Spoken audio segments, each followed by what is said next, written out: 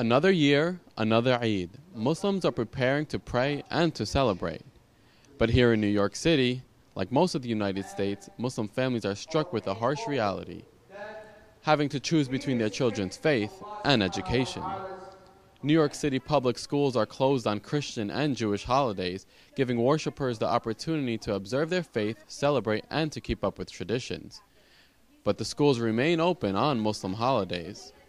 What we've heard, and we're talking about students in elementary schools and junior high schools and high schools who talk about, how they feel conflicted.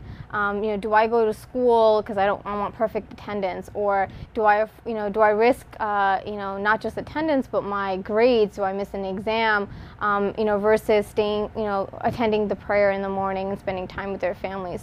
There are over 1 million Muslims living in New York, with over 100,000 students at public schools. That's 1/8 of the total student population. 1 in 8 public school students have to make a choice between their faith and school, and that's a choice that no child should have to make.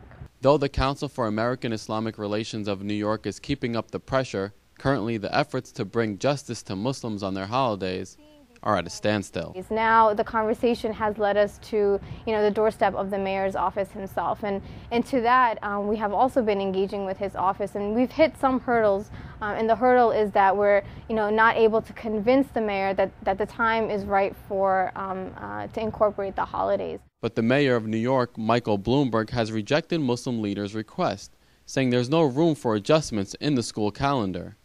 But the mayor did make changes to the calendar this year to accommodate the Jewish holiday, Rosh Hashanah.